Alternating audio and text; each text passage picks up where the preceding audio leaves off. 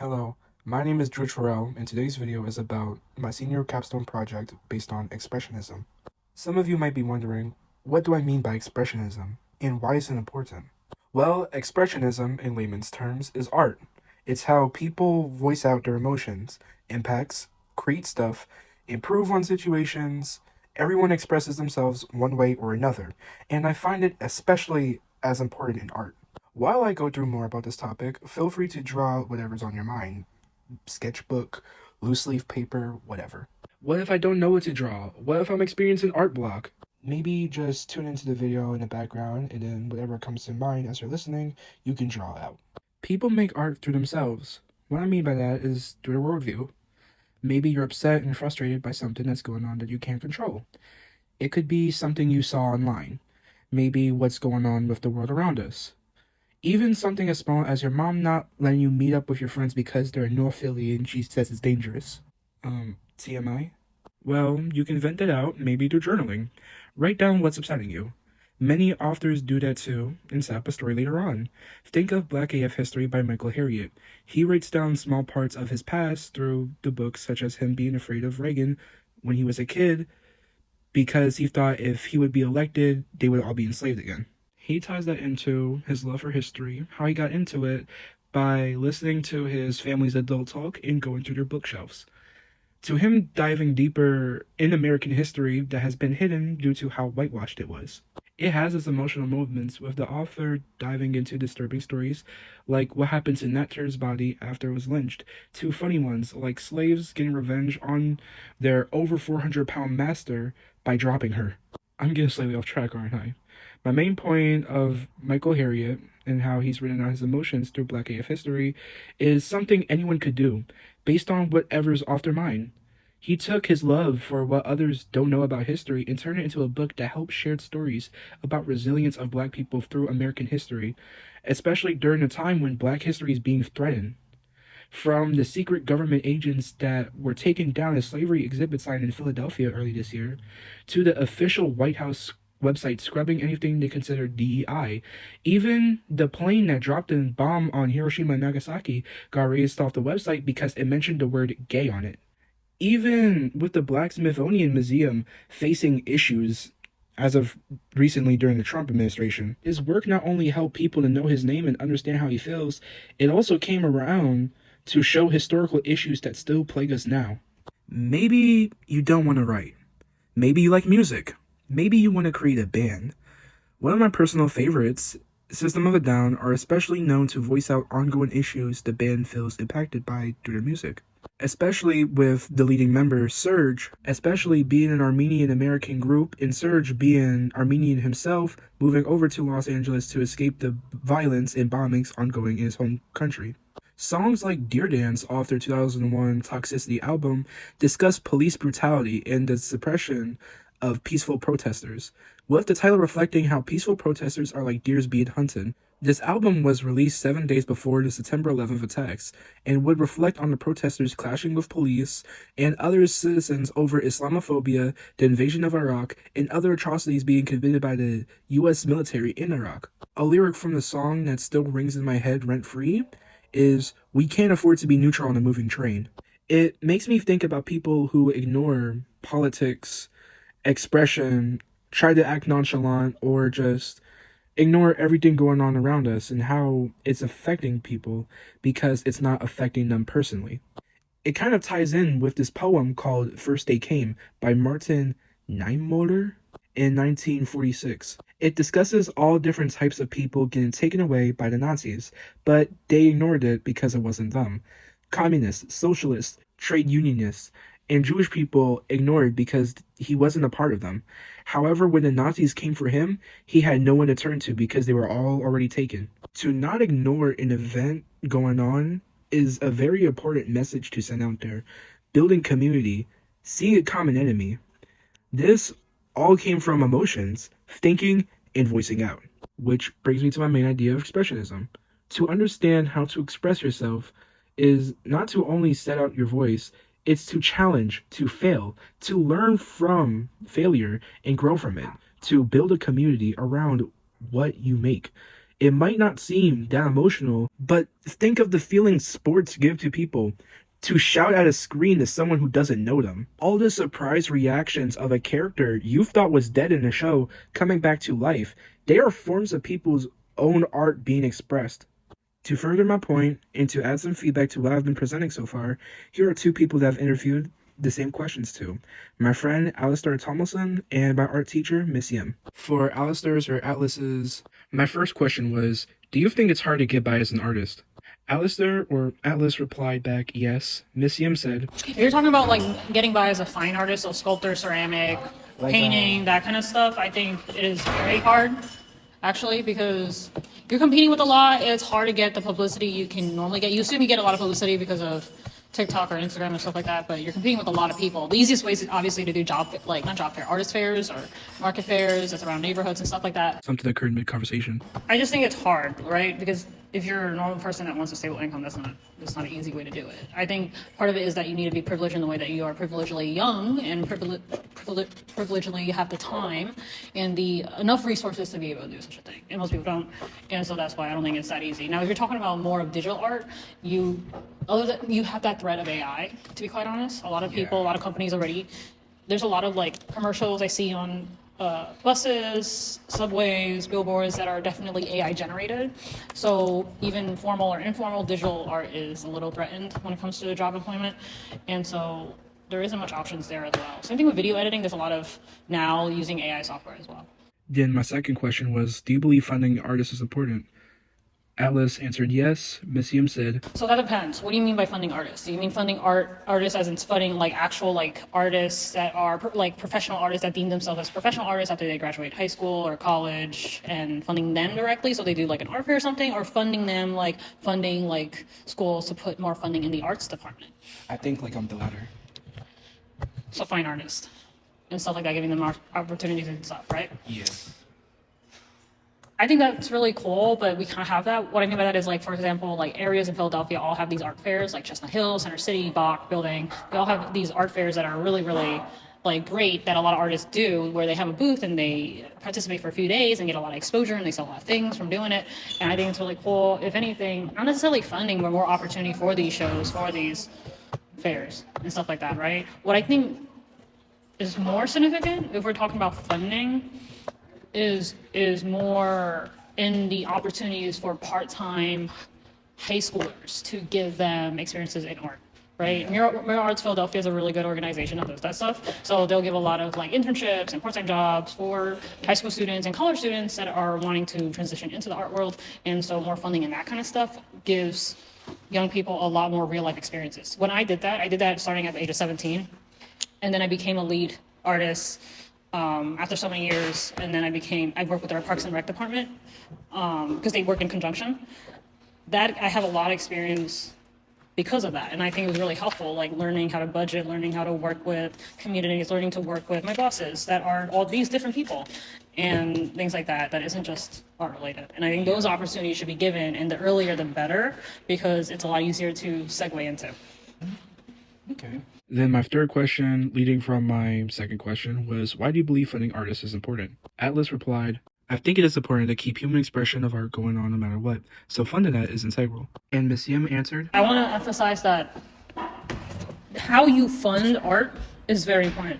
If you fund art in just a blanket statement of like, I'm just going to give schools more money for art, that doesn't necessarily help us. I mean, obviously we can make better assignments, give students more materials to experiment with, and that's all great and good. But the thing is like, I don't think it's wise for us to, as an entity, to prepare you for art but not prepare you for the job market, right? So how you fund it is way more important, right? So like giving money directly as a grant to fine artists is not as effective in comparison to giving it to an organization that can provide more opportunities. So it's the way you fund that's much more important. And my fourth question was, what role has art played in your life or surroundings? Atlas answered, art has helped me through so much. It has helped me cope with traumas, make valuable connections, and also with my specific craft, crochet, it brings a big smile to a lot of faces. And Miss Yim said, to be honest, this question has been asked to me many times and I still don't know the answer to that. To be quite frank, I didn't realize I was good at it until high school.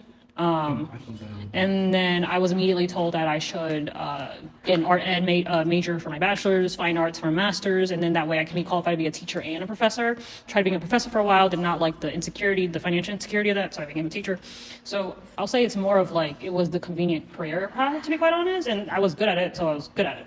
But I can't say necessarily for me it was as emotional or sentimental. Okay. I don't know how else to say it. Then my final question was, how would you feel if there wasn't a space where you could create art? Like if everything was generated? Atlas said, it would be absolutely horrible. I'll lose a part of myself entirely and things around me would feel dull and lifeless. Missy responded, Like a private space? Like I do have a private space, but you mean like society no longer accepts fine arts? yeah, like it's no longer seen as important or whatnot. Well, I can give you a little.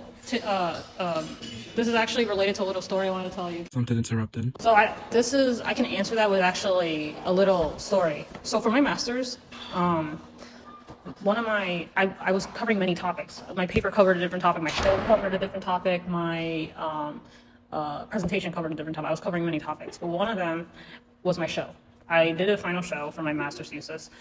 And the show was where I created a fully AI generated space, a physical space that you can walk into. And there were shelves in the room where you can pick up and grab a free packet of art. What I didn't clarify and didn't say on purpose, it was in the description, so you get to go out of your way to read it, but it wasn't completely like deceptive, was that all this art was generated by Midjourney AI, right? For 8 months and with thousands of dollars that was given as a grant.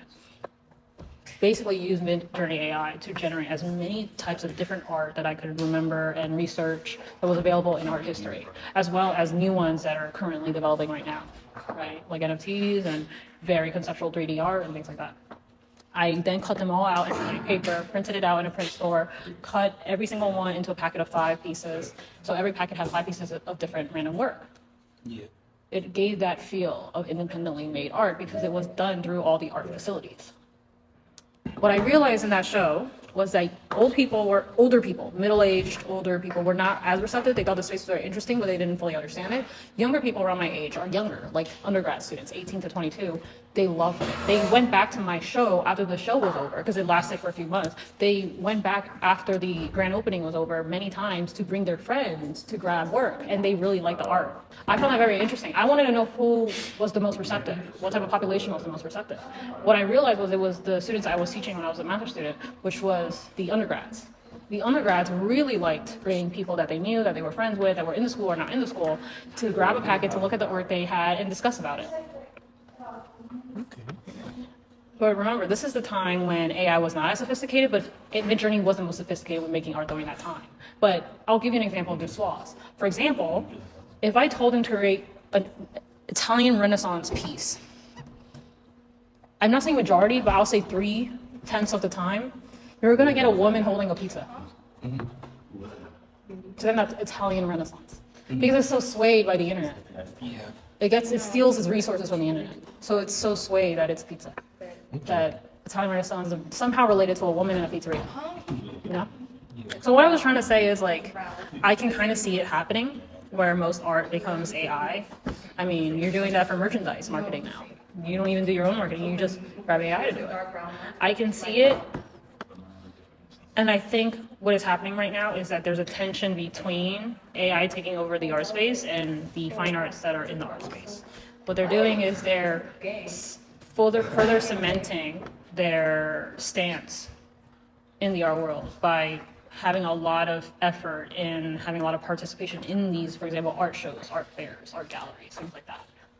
They're trying their best very much to stay as a practice. I don't know what's going to happen in the future, whether or not it will stay.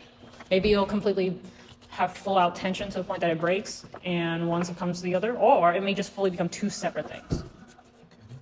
Did Miss Yim ask me personally? What are your thoughts about it?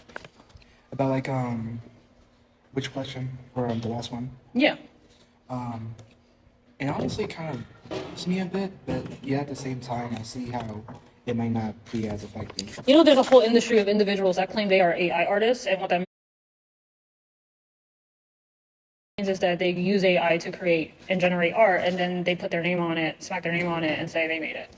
That honestly, like on a personal level, kind of disgusts me. Mainly just because like they don't really know how to express themselves. Their Right? justification is my concept is original, but the result doesn't have to be. The concept being original and that intention being original is what makes me an artist. It's kind of like Marcel Duchamp when he made the ready-made urinal, right? So he made a ready-made. That means is that for a period of time, this was incredibly controversial, still is today a little bit. He would get ready-made things, meaning stuff that was made in factories, like a urinal that was made in a factory, and then signed it Fountain with his fake artist name, or was it his original name? I forgot, but he signed it, and he said, because I am an artist, and because now it's in my hands, and I altered it, the intent of it is art, and even if the piece is from a factory, the piece is still a urinal. It is art. Oh. So the AI artists, I think, have that very similar kind of thinking, which is, yes, the result may be plagiarized or not original necessarily because all the sources AIs use are stolen, unconsented sources, but the concept is original. Right? Yeah. So if my concept is original, why isn't it art? I don't know. Exactly. It's a tough question, right? I also feel a particular negative way about it. I think it's very lazy. I think it's uncreative. I think you can say you're an artist, but I can also, just like I can say you're a bad artist. Right? So if they want to call themselves artists, I won't disagree with that, but I should also be allowed to call them bad artists. They are objectively not effective in any way artists that do not contribute to any conversation in the sphere, right? So that's just interesting to think about, right? I think you should think about it too. I definitely see you, George, as an artist in the future, 100%. And I think you're going to understand what I mean by the struggles there are when it comes to the art world, as well as the good things in the art world. And I think you're going to see what I'm going to be talking about later. Okay. Now, with all this in mind, and me going on for God knows how long this video is going to end up being, about how to express yourselves and how it has real life effects, I want people to understand, to get why art is important, why we should fund art, support artists, limit predatory practices such as social media platforms putting everyone's content, faces, voices, messages, information into AI, using AI as a weapon against us, trying to trick us into believing expressing yourself is useless, something you can generate. Voicing out your angst, emotions is cringy, useless, when AI can make a digital therapist that scans others' opinions about subjects and throws it at you as information while it collects your thoughts and then sells them to companies. How AI is trying to generate shows, movies, educational content, trends, form its own algorithms when we need to express ourselves without a proper space. How our government works with tech bros and funds AI, major companies fund it and force us into trying to use it and get us hooked on it, when you can't even Google anything without draining clean water into those fucking research facilities that pollutes our environments. Because then artists would basically become another small section, almost like alternative groups. Immigrants are being monitored by Ring doorbell cameras that track people's surroundings, using AI and sending that information to deportation camps. And the countless jokes or posts criticizing the government, its involvement with foreign affairs such as Israel, and it using AI to drone strike places where we live at, they'll train machines and checkout lines to take jobs, the jobs that no one wants, until it starts becoming the jobs everyone wants and everyone needs. The fact that RAM and other resources for tech is skyrocketing, not only just because of wars, but at the same time, how much is being put into AI, billions being put into AI. The people who are a part of AI in the ballroom, in our White House, they'll fund AI to teach kids algorithms they want to implement. They'll turn your eyes to scapegoats and material objects that you don't need, but you want to express yourself in the algorithms. They'll come for you when no one else is around. Did I concern you? That's expressionism. So then, how do we as small pockets of people keep ourselves from becoming another Fahrenheit 451 situation? It's simple. You do it all the time. I've been telling you this the whole time. Express yourself. Use what interests you and concerns you and open up. Maybe you think it was too dramatic. Maybe you think of a more optimistic future. Maybe you just want to draw. Maybe you like dark themes like this. Maybe you have more in common with your environment than you were led to believe because you couldn't express yourself before. That's the whole thing with this video. What I want to do, leave my impact on this world, not just for this video or class, is to help people express. Maybe we can start small, like a video everyone can see. Maybe we can talk to each other online or in real life to hang out and open up. Maybe these talks of shows, scribbles, music, knitting, dancing, whatever, grows into ideas and how to impact the environment around us. That's expressionism. That was everything I was addressing in this video. With that being said, thank you for watching this video. My channel is a mess, don't mind it. However, if you want to support me in my art, go to my Instagram at nkmmanta. This has been George Ferrell on Expressionism for my Senior Capstone Project, signing out.